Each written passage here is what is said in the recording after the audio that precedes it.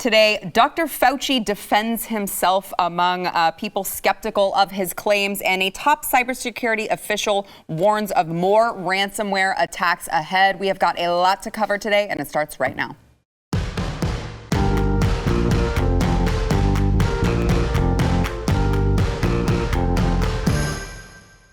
Welcome to the news and why it matters. I'm Sarah Gonzalez, today joined by, it's been a while since this guy has been on the show, Chad Robichaud, founder of the Mighty Oaks Foundation. Thanks for being back in studio with us today. Thanks for having me back on. And we've got Andrew Wilkow, of course, BlazeTV host himself, back in studio as well. I am loving having you. I love being here. Have to fly into Dallas and get stuff done. Yeah. It's been great.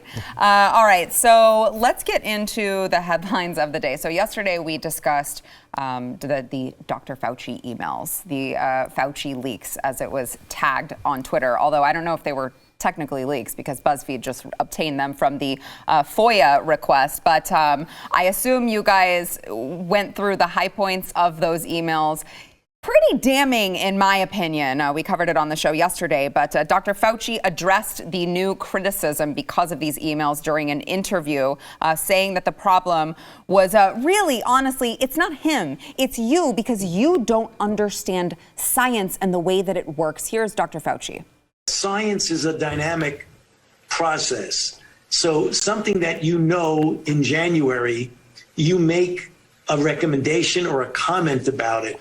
But as you get more and more information, the information leads you to change, because that's what science is. It's a self-correcting process. So when you hear someone say something at one point, and then 2 or 3 months later, if you stick with what you said at the original time when you had 1/5 the amount of data that you have now, I think that would be inappropriate. It's appropriate, although sometimes it's difficult for people to understand, how as you learn more and more, you've got to continue to evolve with the data. And that's what I was trying to do, is to always tell the truth on the basis of what the data is. I mean, these guys have an out for everything. Andrew, I'm going to go to you first. You know, he sits there and he acts as if he was given new data, new information that allowed him to change his mind every time. But when you really look back to when he was recommending what he was recommending, not only that, but when he said, no, this did not escape from a lab, he didn't have really new data to go by. He didn't have data suggesting now masks work, even though he said previously that they didn't. He didn't have this data. It just seemed to be the talking point. And now he gets to come back and say, well, I mean, that's just the nature of science. We said it was settled before. It's not anymore. That's just science. I love that the rest of us don't seem to understand that as time goes on, we learn things, right? I mean, that's just, the rest of us start to like, you learn stuff? Right. Wow. Right. We should just put you on an even higher pedestal, right? How could you, what's fascinating though is he won't tell us when he learned these things. That's what I think we're curious. We get that science evolves, right? That's what we've all been saying this whole time. It's not settled. But we get that when you're faced with a new virus, there's going to be a learning curve, and there are guidelines you put into place as the experts learn more. But I want to know when they knew surface transmissions were unlikely. I want to know when they knew that children were really unlikely to spread it. I want to know when they decided that an outdoor spread was below 0.1% transmission, when they were telling us that George Floyd protests were okay, but Donald Trump rallies were not. It's not that we don't understand that the science evolves and your knowledge evolves. We just want to know when you started hitting these markers, and then when did you tell us about them? Yeah, well, I mean, and to that point, it is interesting because if you go back and remember, I think it was the summer of 2020 when the WHO, one of the WHO spokespeople, came out and held a news conference. They said asymptomatic transmission is like, we don't really know of it occurring. It must be very rare. And then they had to go back and walk back those statements and say, oh, no, I'm sorry, I didn't repeat the big government talking point. No, that's definitely not what we meant. And then, of course, we learned later that it was correct. So that really does add to Andrew's question.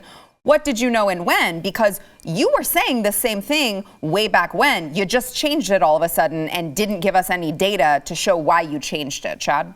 Because it's not being driven by science, like he's saying. It's being driven by politics. I mean, it's been politically agendaed since the beginning. He's not. I mean, he's a doctor, but he's a politician in a white coat, and we just continually watch him use this for political advantage over conservatives. I mean, I'm waiting right now to find out how this is Trump's fault. In his next I'm sure they'll tell you. Yeah. I'm definitely sure that they'll tell you. It is interesting that we have viruses that are so smart now that they can know to only attack conservatives at Trump rallies, right, but not at Black Lives Matter. And then, like when you go to a restaurant, it does not attack you when you're sitting. But if you're standing, waiting to be seated, it does attack you. The lunacy of it all. I mean, I was just flying, like all of us. We sitting in an airplane, and then when the plane lands and we're getting off because of social distancing, now we're going to get 4 rows at a time. I'm like, I could touch this person, but now we're going to have 4 rows at a time because of social distancing. And was the plane crowded? Was it packed? It's full. Yeah, full. So we were just sitting next to them the whole time. As they're announcing this, we're sitting next to each other. So the rules are just lunacy. Yeah. And it's not based on science. It's based on control and politics. Well, okay, so you bring that up. This is one thing that really grinds my gears about flying now is that a lot of the airlines have stopped. They won't even serve you alcohol on the flight. No, only in the peasant cabin, right? Right, yeah. Like the break off VIP. Like if God forbid anything happens, it's going to just leave us all behind. They get to drink all they want, right? But you people in steerage, you're just going to have to deal with it. Yeah, so I guess like if you're rich, you have a less likely to catch COVID. So you get to drink? I don't know. I'm like, you're serving coffee, you're serving Coke, you're serving water.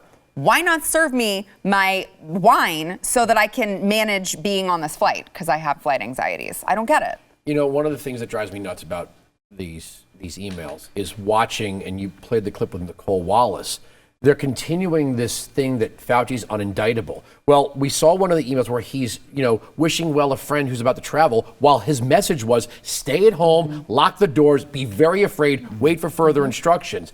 Then there was also his admission that the masks really weren't that effective. Yeah. So we were all performing stupid doggy tricks, right? And playing the game of obedience while he was literally talking to his friends and saying, hey, I don't think this stuff is really effective. Well, why couldn't you tell that to the rest of us? So as we're going through these emails, which are only his government emails, we don't know what he's saying, right? When they're like, well, his emails were FOIA requested. Well, we didn't get all of them, right? Yeah, not we his got Gmail the ones account. that he knew might be subject to a FOIA request. But at some point, he should have leveled with the rest of us if he thought masks were ineffective. Mm-hmm. Yeah, well, and you do have to wonder in those emails whenever they would get to the point where he would go, please call me on the phone. Yes. Could you call me now, please? I'm kind of done with this email. You're like, oh, I wonder why you're now all of a sudden needing to pick up the phone. That's curious. I'm sure nothing to see here, not at all suspicious. By the way, Dr. Fauci, we also discussed his book. That I cannot believe there is anyone left in the American population that does not see this guy for who he really is when he is telling us, again, this is the worst thing to happen in the entire country, that in the history of the country. We all need to be focused on this, but he's going to write a book at the same time, Expect the Unexpected, by Dr. Anthony Fauci, 10 Lessons on Truth, Service, and the Way Forward.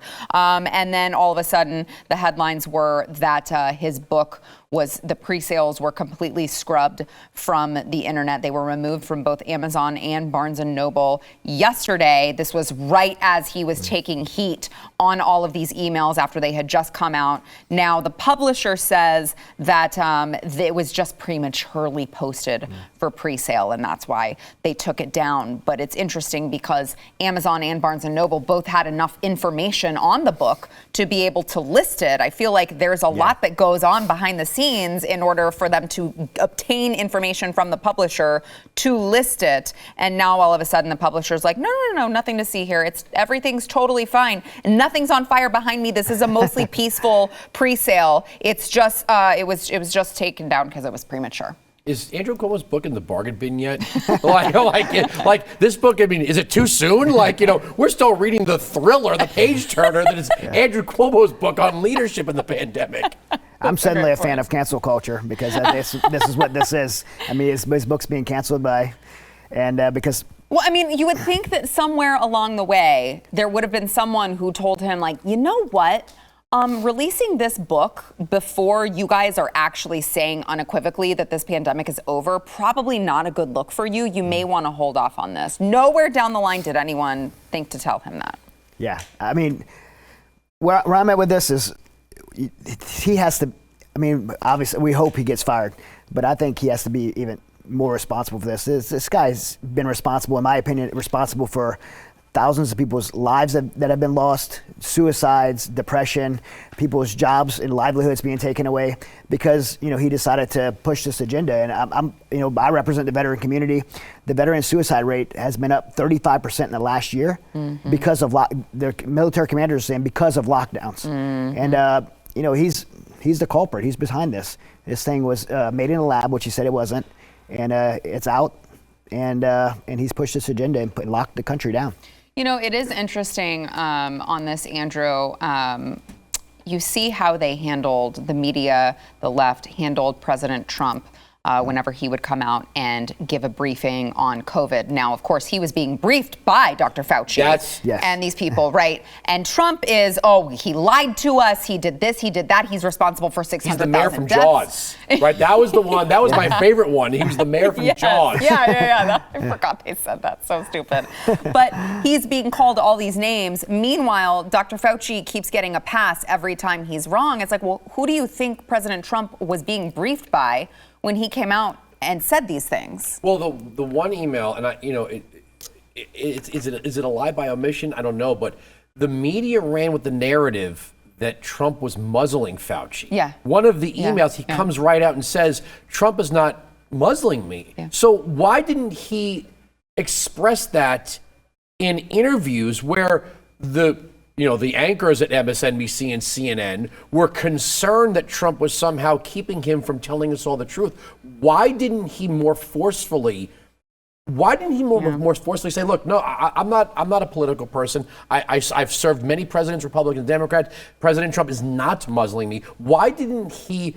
And I'm not asking him to say anything that would sound like campaigning, especially in the campaign season. What I'm asking for is for him to tell the truth. If the media is asking him about being silenced by the president, and he's not being silenced by the president, he should have clearly stated, I am not being silenced by the president, and if I need to meet with candidate Biden, should he become the president, I will be ready for the transition. Yeah. All right. One final note on this particular topic. House Republicans say now it is imperative for Dr. Fauci to testify before congressional committees once again and provide information related to the origins of COVID-19. You have House Republican Whip Steve Scalise and let's see, James Clyburn, Carolyn Maloney. So Steve Scalise penned a letter to those two people who are chairmen and women, saying it is imperative that he appear before the committees. Do you think, is he going back to Congress? Is he going back to testify? Because he's already done this once. I don't know that, the Democrats want this to go away. Sure. So are we ever going to actually get to the bottom of this? What do you think?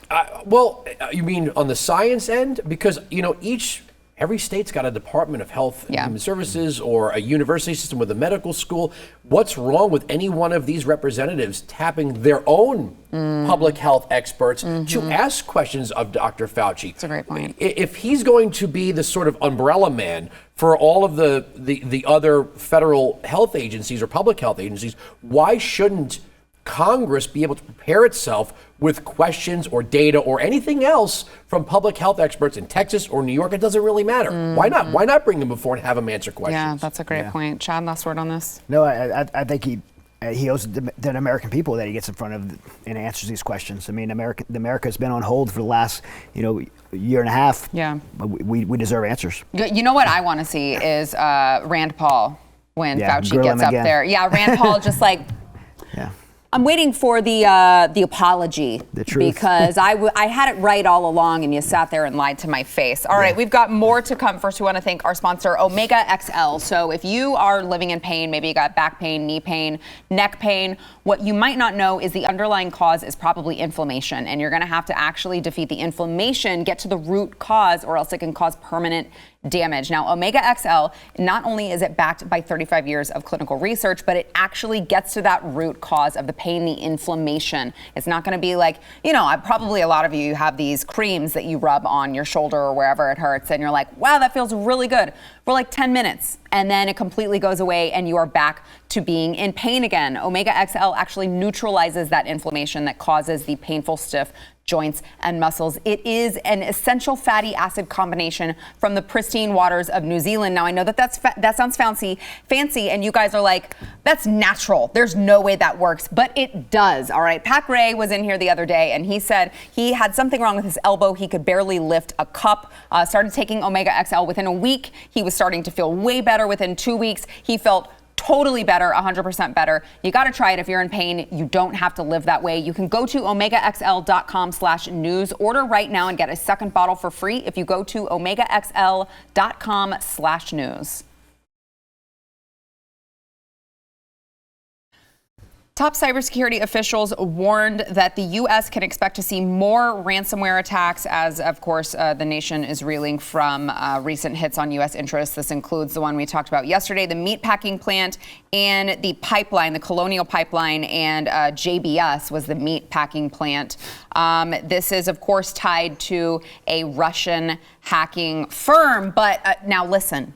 The Biden administration will have you know there are no ties to Russia. It just so happens to be that these are Russian people, but I'm sure they're not being told by Putin to do anything, all right? Now, Jen Psaki was asked about all of this by Peter Doocy, who is with Fox News and appears to be the only person in the press pool willing to ask the tough questions to the Biden administration. But very, very interesting exchange today between Peter Doocy, this was yesterday, between Peter Doocy and White House Press Secretary Jen Psaki on the Russian ransomware attacks watch.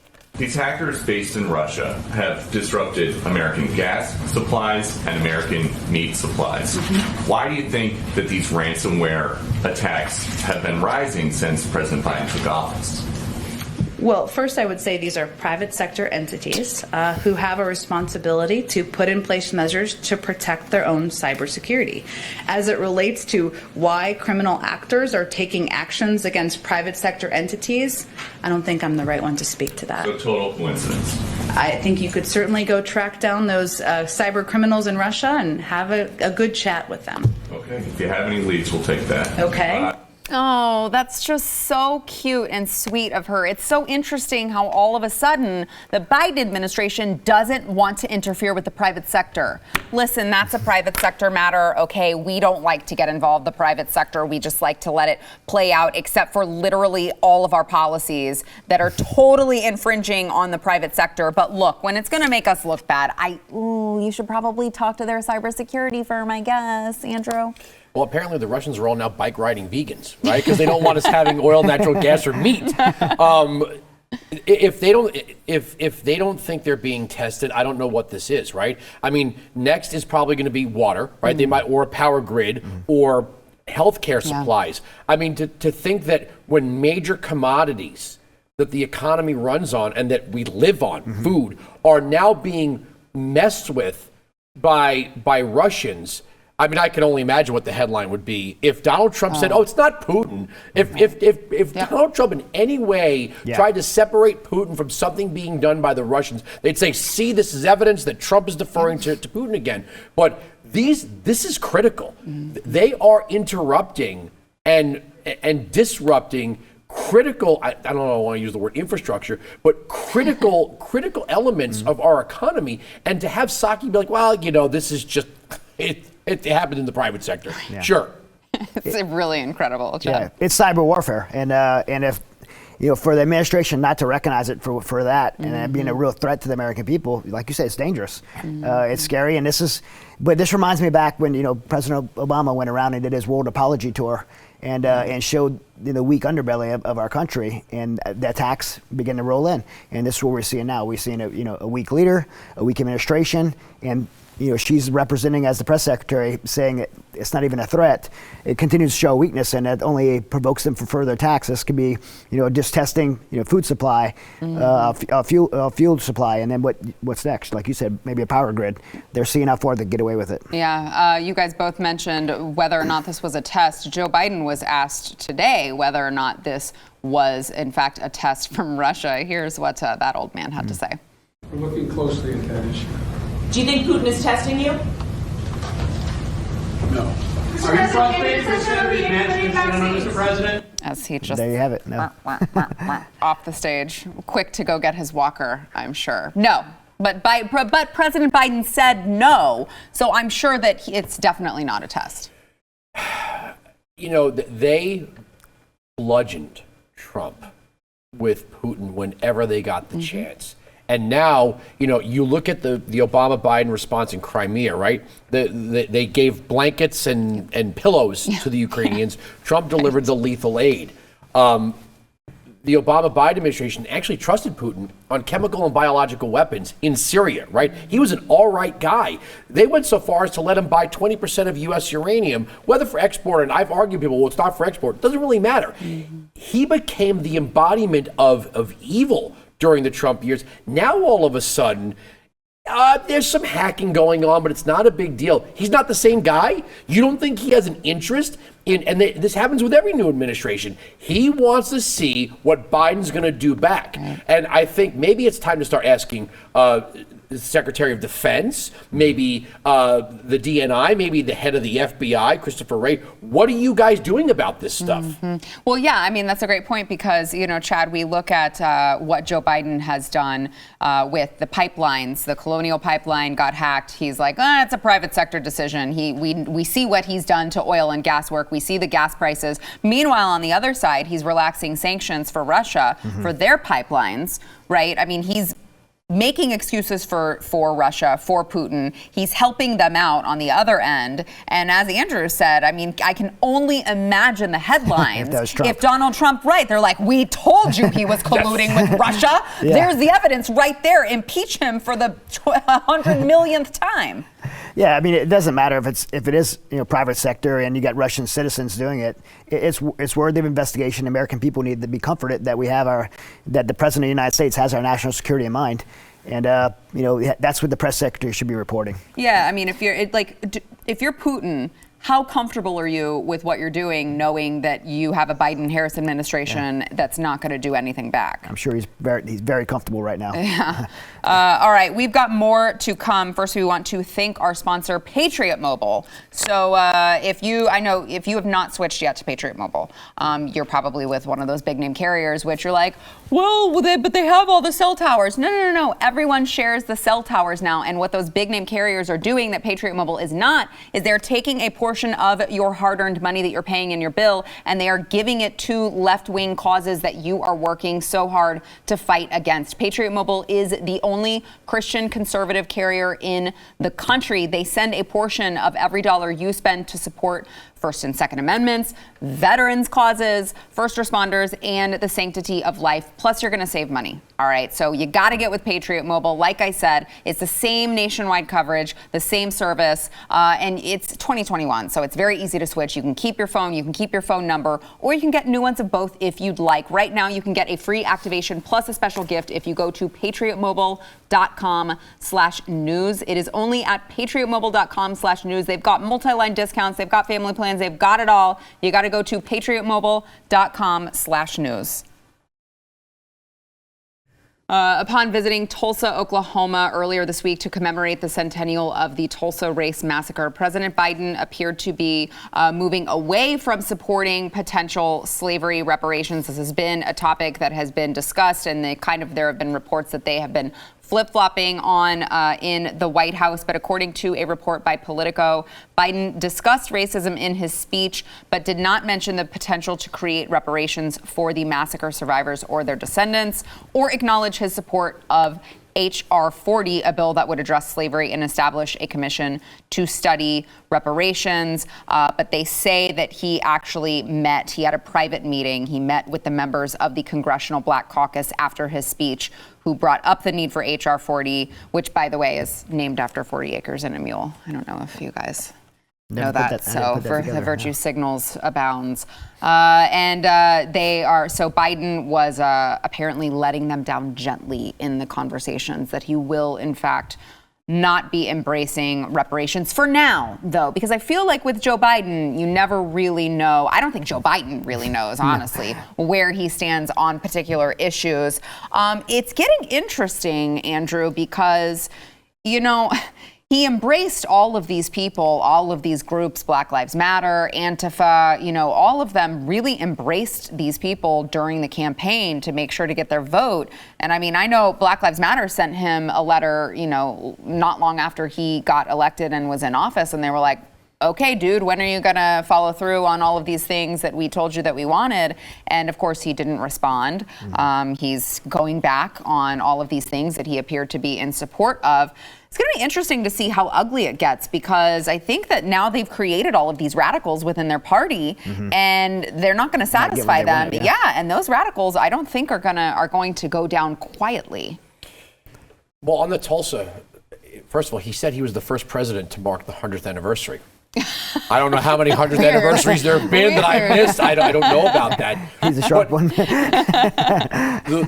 Democrats are using this like a weapon, as if we don't acknowledge history. And some of us are making apologies for this. First of all, from the best of my reading, the sheriff was an elected Republican who was elected after the Democrat sheriff had turned over another man to a lynch mob. So they elected a Republican and a Republican mayor, and the Republican sheriff refused to turn over an accused black man. So that's when the mob formed. So what we're not getting of this is that all cops are not bastards. As a matter of fact, defunding the police would have been really bad in Tulsa, because it was the police that were protecting this man to make sure he had due process. But that's getting lost in all of this. You're right. The radicals are demanding something that Biden, he's used to campaigning in Delaware. And he ran for president twice, failed twice. He's going to have to somehow make these people happy in 2022. Right? Because, I mean, it's pretty standard that a president's likely to lose at least one chamber in the first midterm, especially if they can't deliver on all these things. Yeah, I mean, and you would expect they're not going to be now that they've gotten Trump out, I don't see those same people being so passionate to go in during the midterms and, cast a ballot if their president is, if they're disenfranchised with the man that said that he was going to do all these things and then didn't end up doing them, Chad. Yeah. Well, to the radicals, the BLM and Antifa, that might sound like a tinfoil hat conspiracist, but politicians lie. And, what? You mean the campaign is different? Yeah, what? They don't always tell the truth. And he's not delivering, and they're going to be upset, and it's going to hurt them in the midterms because they're not going to show up. And that's what. Yeah, I mean, we're counting on. It's not just that too. It's like the radicals on immigration. They want to abolish ICE. They want to, basically have open borders. And you have people like Kamala Harris and Joe Biden and, really all of the left-wing leaders who have been letting these people kind of get by with these talking points, acting as if they agree with them. And now all of a sudden, when it comes down to it, they're like, yeah, we didn't really mean that. Come on. Did you really expect us to just abolish ICE? Yeah, exactly. Yeah. Go ahead. No, go ahead. I would say with the racism thing, it's been politically weaponized to divide the people, divide Americans, human against American. And I don't know a slave owner. I don't know a slave in America, but I've traveled around the world and I've seen slave owners and slaves all over the world. If we really care about slavery, the same people that sold slaves to America are still selling slaves in Africa right now. That's where we should put our focus on. Yeah. It's a great point. That's a great point. Andrew, what are your thoughts on that? I think they're stuck with Biden. I think that they might have Kamala Harris didn't even get 1%. I think their hearts were with a Bernie or with an Elizabeth Warren.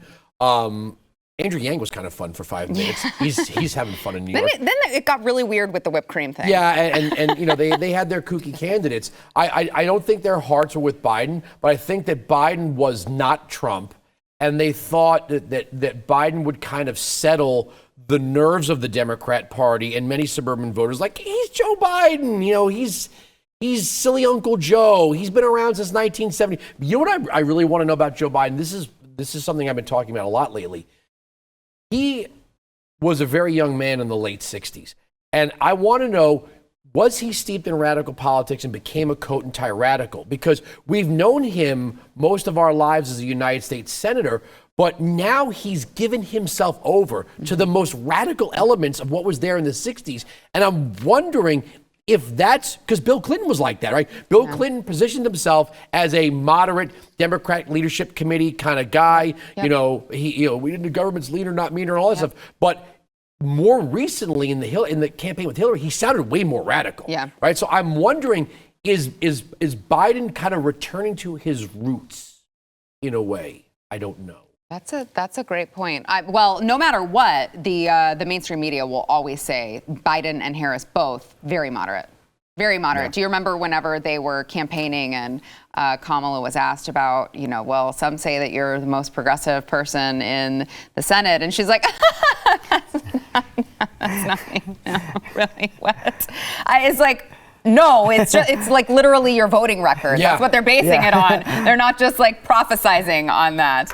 All right. Oh, by the way, California actually has just created a task force to look into reparations. Which they're weren't studying. Even a state back then. Yeah, they're studying. They weren't even a state. Yeah. That's a really great point. I didn't even think about that. That's California. They're going to woke themselves just right off into that ocean. And honestly, if you're Republican, get out now, all right? Because that ship is going down. I know you hate me when I say this, but I feel very confident now to say I think it's past the point of no return. I don't know. Do you guys disagree? Well, I mean, look, if they do get Newsom out, look who's the replacement. I mean, a transgender woman. Yeah. I'm not super comfortable how conservative that would turn them. A guy that won Woman of the Year, but yeah. I just can't see it turning around. Yeah, last word on this. I don't know. I live in New Jersey. We're just California with crappier weather. So, just when you think that you've hit rock bottom, I mean, you hit rock bottom. Apparently, you can go subterranean. There's no rock bottom there. Into the Earth's crust at some point. All right, we've got more to come. First, we want to thank our sponsor, Built Bar. If you are trying to stay fit, but especially those of you who, maybe you're working from home and you're visiting the pantry way more often than you should, and you're finding very delicious snacks that are also expanding your waistline. Don't do that, all right? Get Built Bar. It is a protein bar, but it is delicious. It does not taste like cardboard or chalk like the regular protein bars, all right? They're all covered in 100% chocolate. They have a ton of different flavors. They're high in protein and fiber. They are low in calories and carbs. You're going to think you're eating a candy bar. You're tricking your brain to think you're eating a candy bar because it tastes so good, but actually you're eating something healthy. I actually, on the way home, I have this fun game that I play with myself where I am driving and I'm like, how many Built Bars have I had today? 2. Did I have 2? No, I might have had 3. I better not have a third one when I get home because I don't think I should actually just live off of Built Bars. They're really that good. Okay, you got to go to BuiltBar.com. Use promo code NEWS15 to save 15% off your next order. It is Built Bar, BUILT bar.com, promo code NEWS15. New York City schools, I don't know if a lot of you don't realize this unless you are in the area, but they really have stayed shut down. Most places went back relatively, September, October, relatively quickly within the recent school year. New York did not.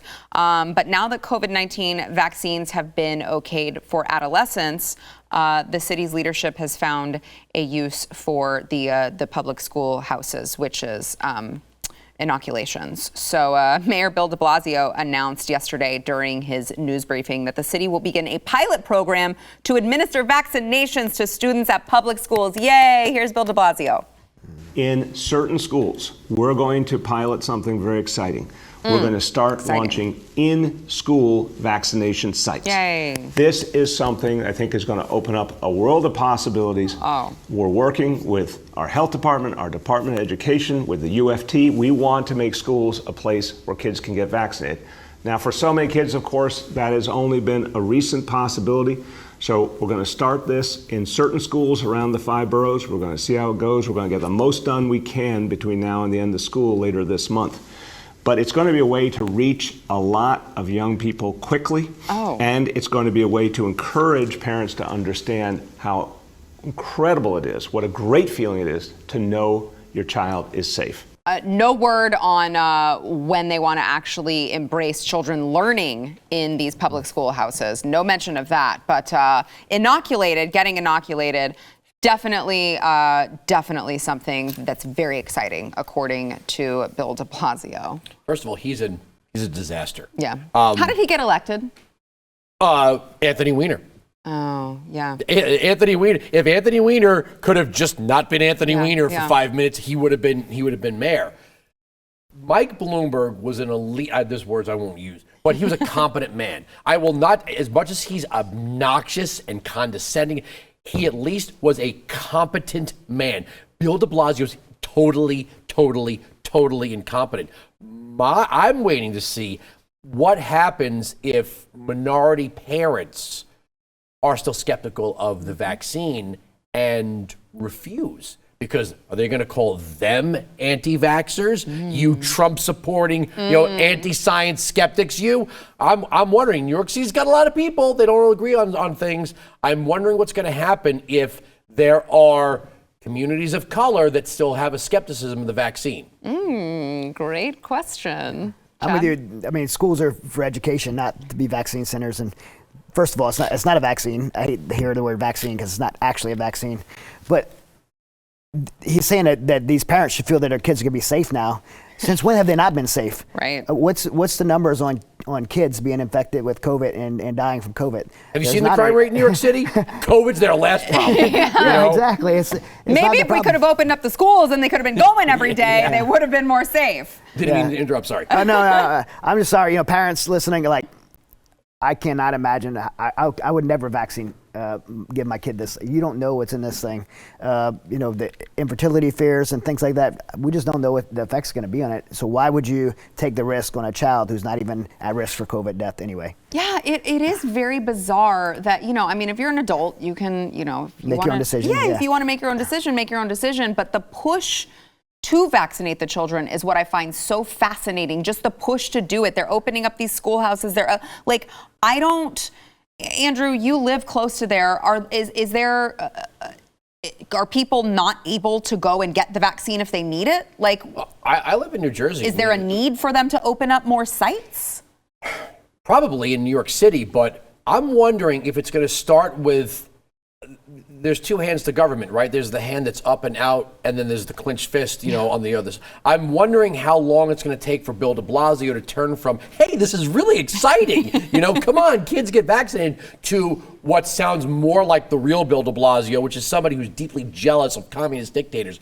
I think it's going to start with an offer, but you're talking about a city with millions of people, right? I don't think it's going to be exciting to everyone. I think it's going to start nicely, and then it's going to be, now you have to do this. Right. I don't believe for a second it's going to stay voluntary. I totally agree with you. And couple that with, there's this headline at theblaze.com right now that says Democratic state lawmaker pushing bill that would let kids as young as 14 get vaccinated without parental permission.